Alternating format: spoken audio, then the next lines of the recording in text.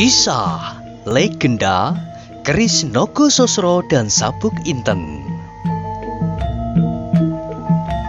Sahabat Permata TV yang tercinta, pada kesempatan yang sangat baik ini, kita masuk pada episode yang ke-105. Selamat menikmati. Dalam kisah sebelumnya diceritakan, seorang yang bertubuh besar berkulit hitam mengkilap dan bermata tajam seperti mata serigala mengendarai kudanya paling depan dan langsung mengarah kepada Kepu Kanigara. Melihat orang itu datang kepadanya, Kepu Kanigara pun segera menyambut. Mula-mula orang itu menghentikan kudanya beberapa langkah dari Kepu Kanigara, kemudian memandangnya dengan tajam. Baru beberapa saat kemudian ia bertanya, "Kisanak, siapakah kalian ini? Dan apakah keperluan kalian?" Kepu Kanigara tidak segera menjawab, tetapi dengan matanya ia minta pertimbangan kepada Mahesa Jenar yang sedikit banyak sudah mengenal daerah Banyu Biru. Ketika Mahesa Jenar menggeleng kecil, taulah Kepu Kanigara bahwa orang-orang itu bukanlah orang-orang Banyu Biru. Karena itu segera ia menjawab, "Apakah Kisanak bukan orang Banyu Biru?" Orang itu mengernyitkan keningnya. Ia tidak senang pertanyaannya dijawab dengan pertanyaan pula. Karena itu dengan kasar ia mengulangi pertanyaannya. "Aku bertanya kepadamu, siapakah kalian ini?" Kepu Kanigara tidak ingin bertengkar. Karena itu ia menjawab, "Kalau kalian belum mengenal kami, pastilah kalian bukan orang Banyu Biru. Sebab kami adalah penduduk daerah ini." Orang itu memandang Kepu Kanigara dengan penuh kecurigaan. Kemudian dipandanginya Mahesa Jenar, Wanamerta, Bantaran, dan Penjawi berganti-ganti. "Benarkah kalian penduduk Banyu Biru?" desaknya. Wanamerta mendesak maju. Kemudian ia menyahut, "Sejak lahir, aku tinggal di daerah ini. Kau curiga?" Tiba-tiba orang itu tertawa. Jawabnya, "Tidak, kakek tua. Aku percaya kalau kau orang Banyu Biru. Sebab bentuk kalian mengingatkan aku kepada bentuk-bentuk batu padas yang berbungkah-bungkah, keras dan kasar." Wanamerta tersinggung oleh jawaban itu, tetapi ia didahului oleh Kepu Kanigara yang mengenal gelagat. Katanya, "Sesudah kalian tahu bahwa kami adalah orang-orang Banyu Biru, maka kami pun ingin mengetahui siapakah kalian dan dari manakah kalian." Sekali lagi orang itu tertawa. Jawabnya, "Aku baru saja menemui kepala daerah perdikan kalian, tetapi orang itu ternyata keras kepala." "Kau benar," sahut Mahesa Jenar. "Orang itu memang keras kepala, tetapi apakah keperluan kalian?" Tiba-tiba orang itu terdiam. Lalu ia mendorong kudanya beberapa tapak maju mendekati Kepu Kanigara. Dengan perlahan-lahan hampir berbisik ia bertanya, "Kisanak, aku lihat kalian bukanlah orang kebanyakan. Karena itu kalian pasti sudah tahu bahwa Kiai Nogososro dan Kiai Sabuk Inten berada di Banyu Biru. Nah, katakan kepadaku, siapakah yang menyimpan kedua keris itu?" Mahesa Jenar, Kepu Kanigara beserta ketiga kawannya terkejut mendengar pertanyaan itu. Untunglah bahwa mereka segera dapat menguasai diri, sehingga perasaan itu tidak terlalu membekas di wajah mereka. Tetapi pertanyaan itu merupakan penegasan dari berita-berita yang mengatakan bahwa di Banyu Biru tersebar desas-desus yang menyatakan Kiai Nogososro dan Kiai Sabuk Inten berada di tempat itu. Karena itu, tiba-tiba Kepu Kanigara ingin mengetahui dengan pasti siapakah orang-orang itu. Demikian juga agaknya Mahesa Jenar dan bahkan ketiga kawan-kawannya. Maka bertanyalah kemudian Kepu Kanigara, "Dari manakah kalian mendengar berita tentang kedua keris itu?" Orang berkulit hitam dan bermata serigala itu tertawa. "Apakah untungmu mengetahui dari mana aku mendengarnya?" Kepu Kanigara menyahut, "Sayang, kau mimpi di siang hari. Tak ada keris di tanah perdikan Banyu Biru, kecuali kerisku sendiri serta keris kawan-kawanku ini." Jangan begitu Kisanak, potong orang itu. Kalau kau mau menunjukkan kepadaku, kau akan menerima hadiah yang cukup. Apakah hadiah itu? Sela Mahesa Jenar. Apa saja yang kau kehendaki? Uang, emas, atau permata? Jawab orang itu. Sayang kami tidak mengetahuinya, desis Mahesa Jenar. Pandangan orang bermata serigala itu menjadi semakin tajam. Sekali dua kali ia menengok kepada kawan-kawannya yang berada di belakangnya, seolah-olah ia ingin mengetahui kesiapsiagaan mereka. Memang orang-orang Banyu Biru keras kepala, gumam orang itu, seperti kepala daerah berdikanya. Kisanak, kata Kepu Kanigara kemudian, yang paling mengetahui segala sesuatu di Banyu Biru ini adalah Ki Ageng Lembu Sora. Kalau kau tadi telah menemuinya, maka kenapa tidak kau tanyakan kepadanya? Atau barangkali kalau kau sudah menanyakan dan dijawabnya kedua keris itu tidak berada di Banyu Biru, maka jawaban itu pastilah benar. Orang itu menarik nafas dalam-dalam. Wajahnya semakin menunjukkan ketidakpuasannya. Meskipun demikian ia masih mencoba untuk menyabarkan diri dan berkata ditahan-tahan. Kalian tinggal memilih, menunjukkan di mana keris itu berada dan menerima hadiah, atau tidak mau menjawab tetapi kalian binasa. Kepu Kanigara masih tetap berkata dengan sabarnya. Kisanak, apakah yang akan kami katakan tentang kedua keris itu kalau kami benar-benar tidak mengetahuinya? Orang berkulit hitam itu sekali lagi menengok kepada kawan-kawannya dan seperti orang minta pertimbangan ia berkata, apakah yang sebaiknya kita lakukan atas orang-orang ini? Terserah Ki Lurah, jawab salah seorang di antara mereka. Ia menarik nafas. Kisanak, kami merasa perlu untuk memberi pelajaran kepada kalian, sekaligus memberi peringatan kepada Ki Ageng Lembu Sora. Kalau ia akan tetap berkeras kepala, nasib rakyatnya akan tidak menyenangkan.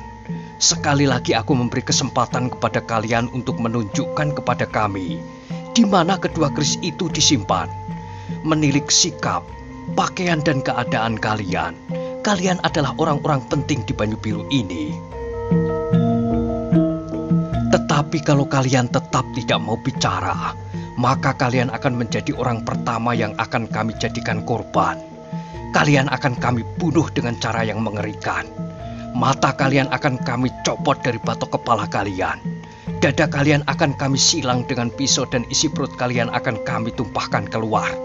Nah, bukankah itu mengerikan? Setiap hari akan kami lakukan hal yang serupa, sampai kepala daerahmu atau seseorang mau mengatakan kepada kami, baik karena ketakutan maupun karena ia ingin hadiah, di mana kedua keris itu berada. Semua orang yang mendengar kata-kata itu terkejut, apalagi Wanamerta, Bantaran, dan Penjawi sebagai orang-orang Banyu Biru yang sebenarnya. Penjawi yang paling muda di antara mereka adalah orang yang berdarah paling panas. Ia segera mendesak maju. Sebenarnya ia dapat membiarkan saja hal itu berlaku di Banyu Biru, sebab itu adalah tanggung jawab Lembu Sora pada saat ini. Sedang mereka sendiri pada saat itu agaknya mungkin sekali untuk menyelamatkan diri. Tetapi sebagai seorang yang berangan-angan masa depan yang gemilang bagi rakyat Banyu Biru, ia tidak dapat berpangku tangan. Terbayanglah di dalam otak Penjawi, masa yang mengerikan akan berlangsung di Banyu Biru. Masa duka yang bersusun-susun, beban yang berat serta usaha-usaha penyingkiran yang dilakukan oleh Lembu Sora atas orang-orang yang setia kepada tanah tercinta dengan berbagai macam cara, bahkan kalau perlu dengan mengadakan pembunuhan, akan ditambah lagi dengan pameran pembunuhan oleh pihak lain yang dapat dipastikan orang-orang itu datang dari golongan hitam. Maka berkatalah Penjawi dengan lantangnya, Kisanak, dengan semua keteranganmu dan caramu menakut-nakuti kami dapat memastikan bahwa kalian datang dari daerah yang kelam. dari dunia yang penuh dengan noda-noda dan dosa-dosa.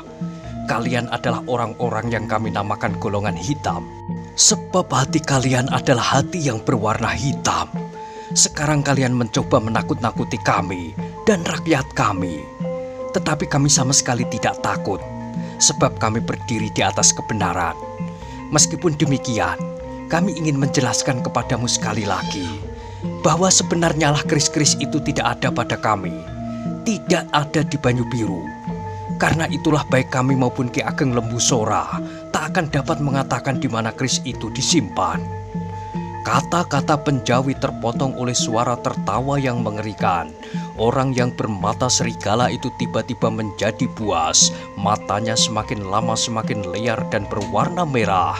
Dengan marahnya ia berteriak, "Jangan mengigau. Aku tidak peduli apakah kau menganggap aku orang-orang hitam, merah, hijau atau apa saja. Tetapi kalau kau tetap berkeras kepala, kami akan melakukan rencana kami. Dan mayat kalian akan kami sebarkan ke segenap sudut Banyu Biru." Juga penjawi menjadi marah, wajahnya menjadi tegang dan berwarna darah. Bantaran dan Wanamerta kemudian segera mempersiapkan diri. Namun dalam ketegangan itu masih terdengar suara Kepu Kanigara tenang. "Kisanak, apa yang kalian lakukan kepada kami adalah tanggung jawab kami dan kewajiban kami untuk melindungi diri. Tetapi agaknya kalian sama sekali belum mengenal kami, orang-orang Banyu Biru yang berjiwa jantan. Nyawa kami telah lama kami letakkan di ujung pengabdian kami. Karena itu, sebaiknya kalian mempertimbangkannya sekali lagi." Kembali terdengar orang yang berkulit hitam dan bermata serigala itu tertawa keras-keras seperti hampir gila. Dengan puasnya ia menjawab, "Apakah arti kejantanan orang Banyu Biru bagi kami? Selama darah kalian masih merah, serta kalian masih belum dapat melenyapkan diri dalam satu kedipan mata, maka kalian adalah korban-korban kami yang menyenangkan. Ketahuilah bahwa kami datang dari Nusa Kambangan, mengemban tugas dengan kekuasaan penuh." Meskipun orang-orang Banyu Biru itu sudah menduga sebelumnya bahwa gerombolan itu adalah gerombolan hitam, namun hati mereka tergetar pula. Bahkan kemudian terdengar Mahesa Jenar menyahut, "Apakah kalian anak buah ular laut?" "Nah," sahut orang itu, "kau pasti pernah mendengar kebesaran namanya. Dengan tangannya ia akan dapat menyapu bersih segenap isi Banyu Biru." Gumam Mahesa Jenar, "Agaknya pengetahuanmu terlalu sempit. Kau belum tahu betapa dahsyatnya tangan Ki Ageng Lembusora. Apakah artinya Jakasoka baginya? Barangkali kau juga belum mendengar tentang putranya yang bernama Sawung Sariti." Orang itu mengerutkan keningnya, tetapi kemudian ia menjawab dengan kasarnya, "Omong kosong semuanya. Andai kata kau berkata benar, maka Kiai Nagapasa akan dapat menyelesaikan dengan sangat mudahnya." "Kiai Nagapasa?" ulang Mahesa Jenar dan Kepu Kanigara hampir bersamaan. Orang itu tertawa kembali. Katanya, "Kau menjadi pucat seperti mayat mendengar nama itu." "Bagaimana aku menjadi pucat mendengar nama yang tidak berarti itu? Bahkan mendengar pun aku belum pernah," jawab Mahesa Jenar. "Itu pertanda kepicikan pendengaranmu." Orang itu menjelaskan dengan bangga, "Kiai Nagapasa adalah nama ilmu pamungkas perguruan Nusa Kambangan. Dan dengan nama itu pula, kami sebut orang yang memiliki dan mengembangkan. Ia adalah Guru Jakasoka." Mahesa Jenar menarik nafas dalam-dalam. Agaknya benar-benar akan terjadi peristiwa-peristiwa yang menggemparkan. Kini yang berhadapan bukan saja tokoh-tokoh muda dari kalangan hitam, namun agaknya tokoh-tokoh tua. Guru-guru merekalah yang mengambil alih persoalan. Dalam sepintas membayanglah di dalam angan-angan Mahesa Jenar akan nama-nama Pasing Singan, Umbaran, Simarrodra dari Lodaya, Bugel Kaliki dari lembah Gunung Cerme, Sura Sarunggi yang telah kehilangan kedua muridnya dari Rawa Pening, dan sekarang terdengar lagi sebuah nama Kiai Nagapasa. Namun di samping itu ia menjadi puas karena pancingannya berhasil untuk mengetahui asal orang-orang itu. Melihat Mahesa Jenar terdiam, orang itu mengangkat dadanya. Ia merasa bahwa orang-orang Banyu Biru itu menjadi ketakutan. Karena itu sekali lagi ia menggertak. "Nah, adakah kalian mau berkata tentang kedua keris itu setelah kalian mendengar nama-nama yang berdiri di belakang kami?" Orang yang berwajah buas, bermata serigala itu menjadi terkejut sekali ketika ia mendengar Mahesa Jenar menjawab, "Sampaikan salamku kepada Jakasoka apabila kau sempat pulang kembali." Dengan mata terbelalak orang itu memandang Mahesa Jenar seperti ingin menelannya bulat-bulat. Sikapnya yang seolah-olah menganggap Jakasoka tidak lebih dari dirinya menyebabkan orang bermata serigala itu marah bukan kepalang. Ia menganggap Mahesa Jenar orang yang tak tahu diri. Dengan membentak-bentak ia berkata, "Ayo, mintalah maaf atas kelancangan mulutmu itu. Kalau tidak, kau akan mati dengan menderita." "Penderitaan bagi laki-laki bukanlah hal yang menakutkan," jawab Mahesa Jenar.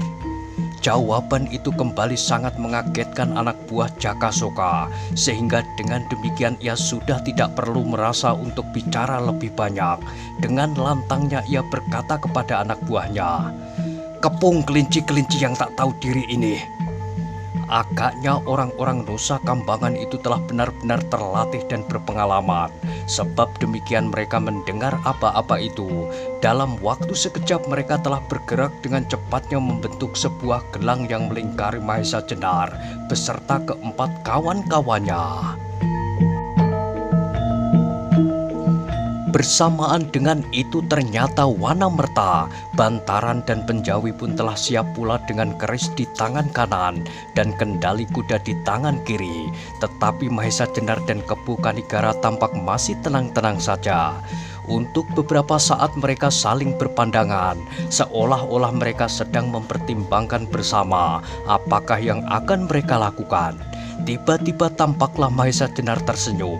Dengan sangat tenangnya seolah-olah tidak terjadi apapun pada saat itu, ia berkata kepada orang yang berkulit hitam dan bermata serigala itu, "Kisanak, apakah yang akan kalian lakukan?"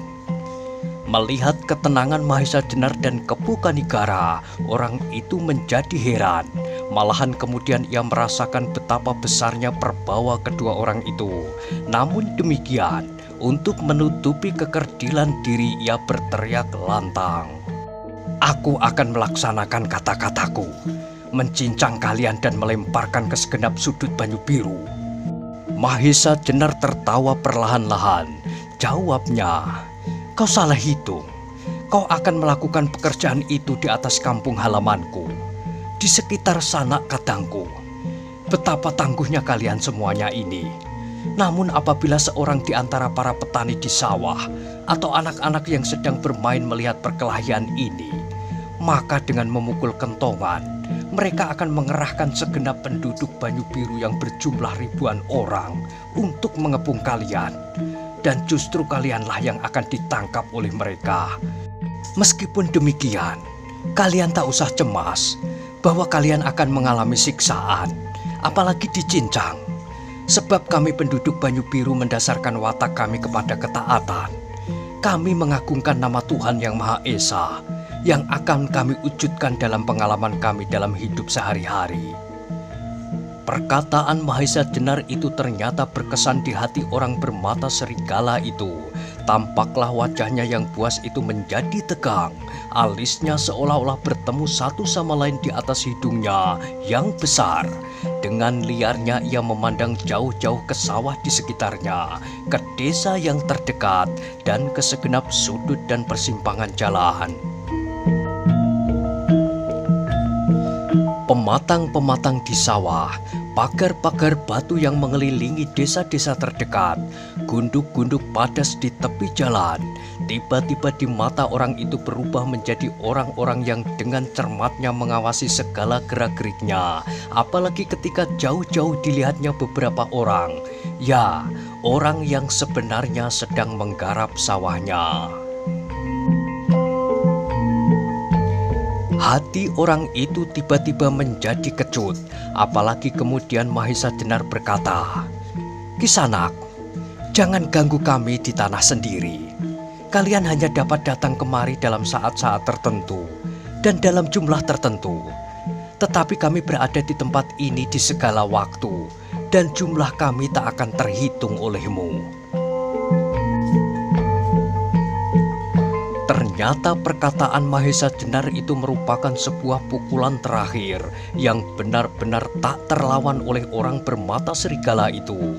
Apalagi ketika ia melihat kawan-kawannya menjadi gelisah oleh kata-kata Mahesa Jenar itu. Maka tiba-tiba terdengarlah ia berteriak nyaring, dan bersamaan dengan itu ia menarik kendali kudanya untuk kemudian lari secepat-cepatnya meninggalkan Mahesa Jenar dan Kepu Kanigara beserta Wanamerta, Bantaran dan Penjawi yang menjadi terheran-heran melihat peristiwa itu. Melihat orang berwajah serigala itu dengan pucat berlari sejadi-jadinya diikuti oleh seluruh anak buahnya. Meskipun demikian, untuk kepuasan perasaan mereka, orang-orang Nusa Kambangan itu masih menggemakan ancaman. "Awaslah kalian orang-orang Banyu Biru, aku akan datang pada waktunya dengan seluruh orang-orang kami."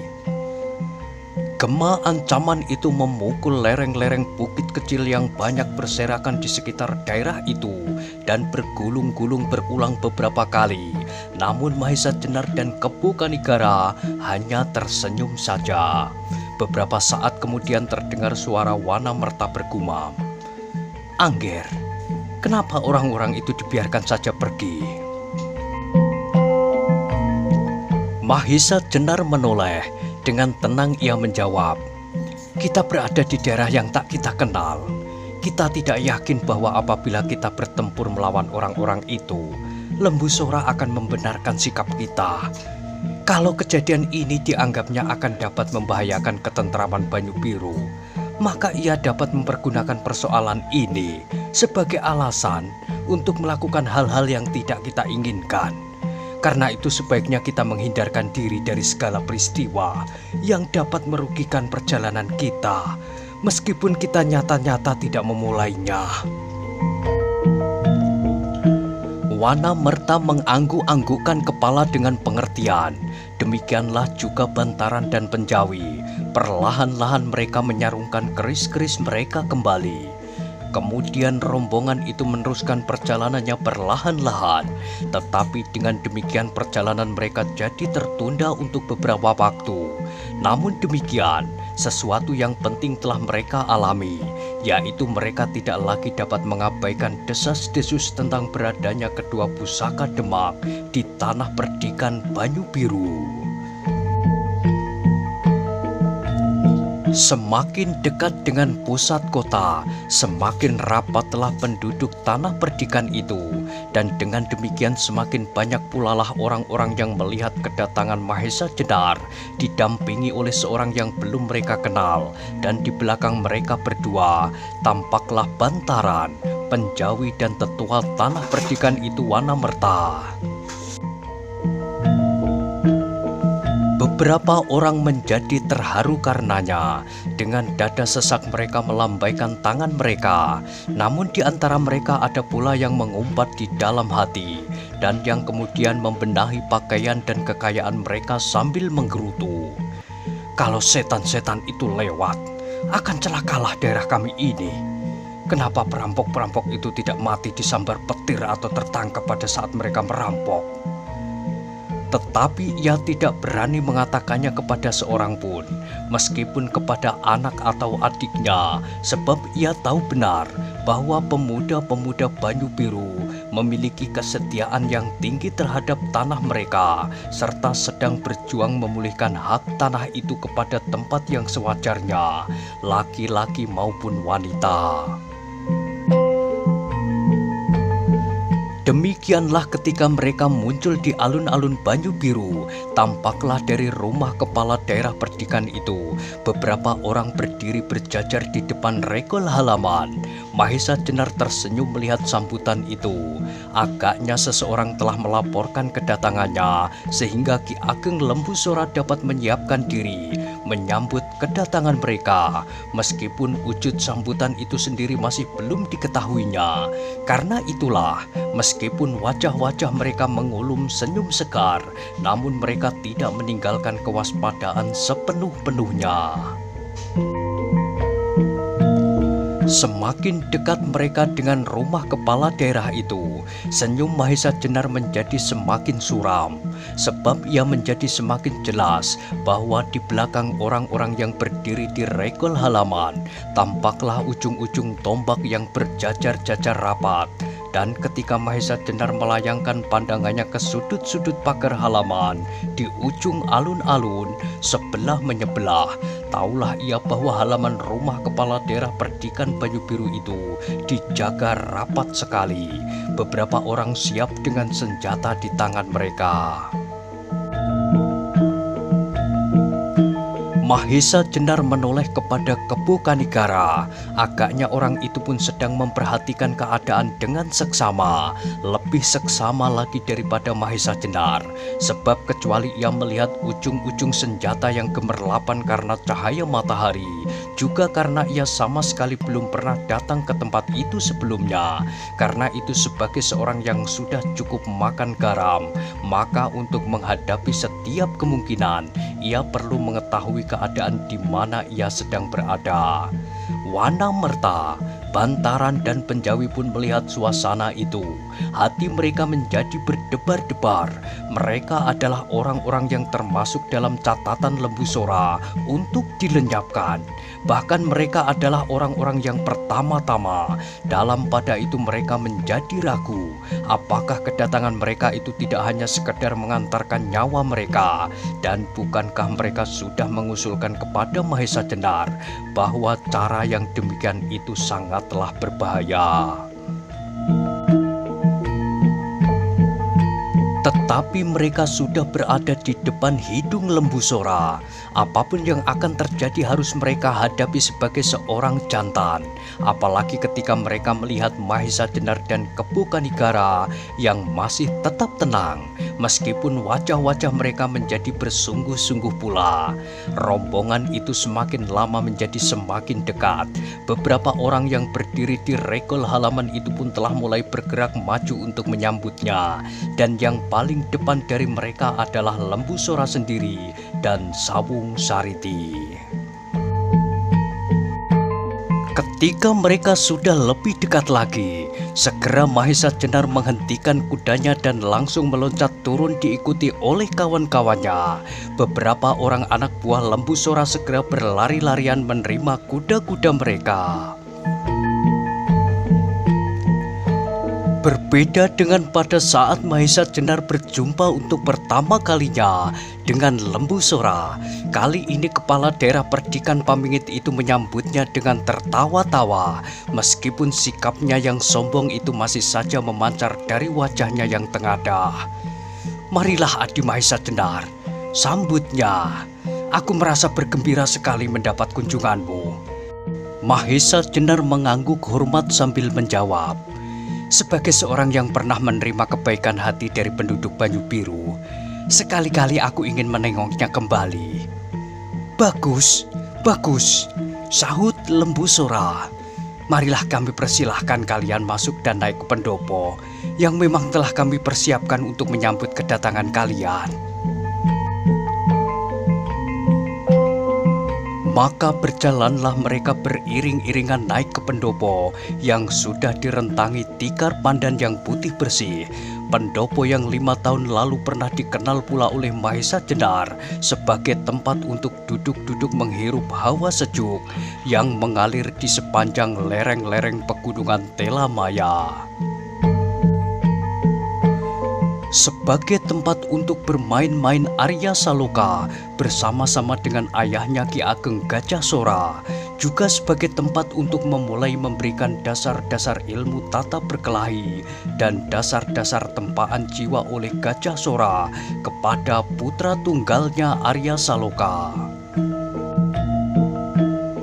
Sekarang ia kembali berada di pendopo itu sebagai tamu yang membawa tugas berat dari anak Ki Ageng Gajah Sora untuk menyampaikan permintaan yang amat penting, yaitu haknya kembali atas tanah perdikan ini.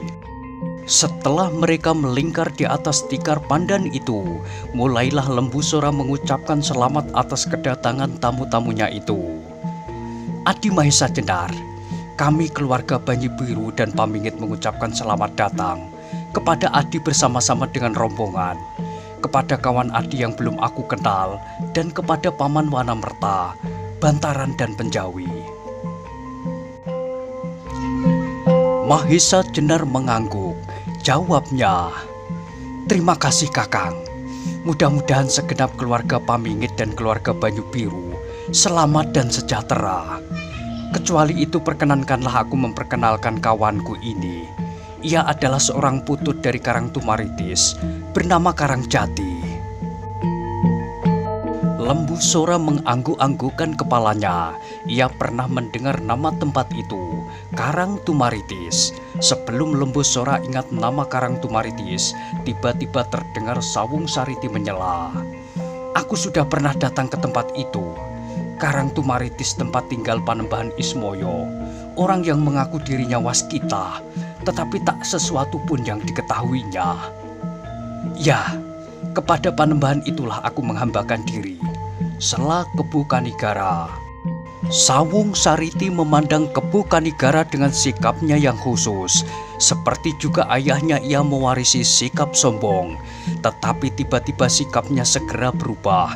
Ia melihat Kebu Kanigara justru tidak di Karang Tumaritis, tetapi di Gedangan, ketika ia pada saat itu membawa laskarnya bersama-sama dengan Simarodra, Bugel Kaliki dan laskar sepasang uling dari Rawapening.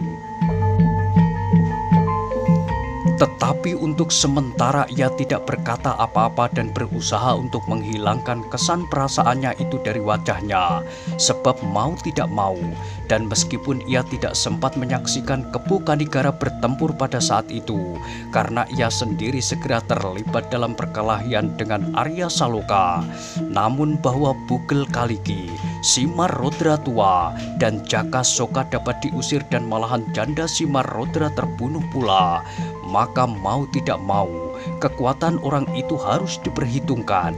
Di samping kesaktian Mahesa Jenar yang mengagumkan, disusul kemudian berita kematian sepasang uling dari Rawapening. Kemudian setelah mereka tenang sejenak, kembali terdengar Lembu Sora berkata kepada Wanamerta, Bantaran dan Penjawi, Paman Wanamerta, Bantaran dan Penjawi, sudah lama rakyat Banyu Biru merindukan kalian. Kemanakah kalian? Kemanakah kalian pergi selama ini? Dan apakah keperluan kalian? Sebenarnya tenaga kalian sangat kami perlukan di sini untuk membantuku selama ini. Sambil mengangguk-angguk Wanamerta menjawab, Anak Mas Lembu Sora, aku semakin lama semakin menjadi tua. Dan apakah arti hidupku ini bagi Banyu Biru kalau tidak dapat berbuat sesuatu untuknya? Karena itu aku mencoba untuk menemukan putra anak Mas Gajah Sora, Arya Saloka.